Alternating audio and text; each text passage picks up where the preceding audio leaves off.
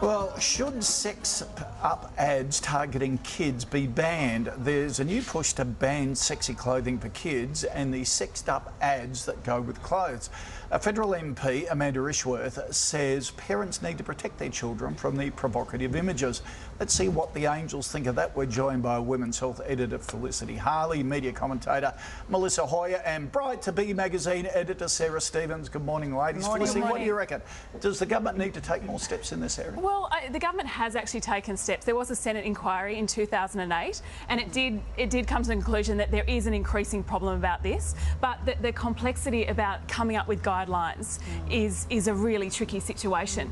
I think we need to be really careful about the jumping on the ban it all approach bandwagon. I loathe things like video clips, porn star t-shirts for 6-year-olds, makeup for 9-year-olds. I think things like that are wrong, but I will defend things like Dolly Doctor till the cows come home, because I think we need trustworthy information about sex for kids. So it's a really tricky scenario, and at the end of the day I think it does lie with the parents. Yeah, Melissa, you're a parent. What do you think? Well, it does lie with the parents, but unfortunately we haven't always got control over what our kids see when they walk down the street and they see a billboard, or they may open a magazine, or they put on the television and they will see these sexed up images. So while we as parents can say, no, don't look at that, you know, don't read that, we are still, and they are still being bombarded by these images that, I mean, I don't want to see a young kid looking like a 20-year-old in sort of sexy underwear, but if there's a billboard on, you know, Oxford Street in Sydney or Chapel Street in Melbourne, what do you do about it? But you can't ban that. I don't think the government can ban it. But then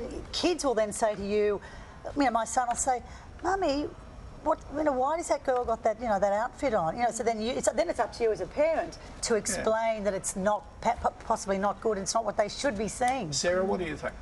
Oh, look, I just think it's a lot more complicated than that. I mean, some of the ads perhaps that you're talking about are also adult ads as well.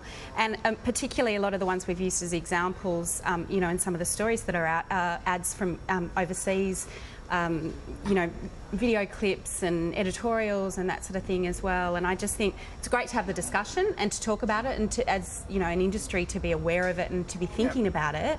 But I just think it is a bit more complicated. Okay. All right, let's move on. And more brides are ditching the white dress in the name of individuality.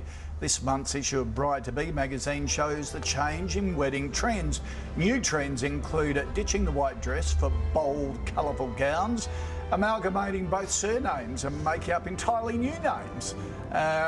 The Biff wedding is out in favour of a stunning location with a few close friends. And how about this, the rise of the bride's man? More brides are choosing male mates to be their bridesmaid. Probably because they all get on better. Sarah, tell us about this new issue. Was it fun to research? It was fun. Look, it came about because we just get so many real weddings sent into the magazine, and we were starting to see people that were just really putting very unique touches, I guess, to their day, and bucking tradition, as we said. So we started to see a few of these things and thought, well, why not highlight some of them? My favourite is the surname. I think that's a brave move, both of you ditching the surname, making a new one and creating one. It's a way to annoy both families. What do you reckon? No, I don't think you should ditch the white dress. There's this great song around in the 80s and the line was, on her wedding day, it's the best she's ever going to look. And that's normally a woman in a beautiful white wedding dress. I actually want to see a woman either in a white or a nice cream coloured dress, because that is really the one day she's going to look the best she's ever going to look. Red is her colour. I went to a wedding where the bride wore black. Now black's meant to make you look better. It looks good, but it still doesn't. I think, just to me, I still see white or cream as the wedding colour. I've actually been to 7 weddings in 6 months, so it's been a bit wedding overload for us. But and having been married 2.5 years ago, I think it's actually changed a lot in 2.5 years. Weddings are more relaxed, it's more about DUI, it's more about just making it look like, oh, I didn't try too hard. And everyone has worn a white dress, so I'm with you, Mel. Thank you, I'm so glad. All right. So when I get married... Thank you, ladies. Here's Nat.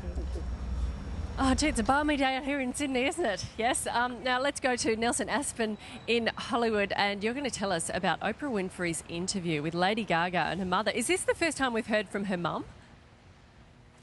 Yes, it is. And, you know, the funny thing is Cynthia, she's a doll. She runs the restaurant. She owns the restaurant around the corner from me here. She's really, I mean, you look at Cynthia, she's so elegant and gorgeous, but upon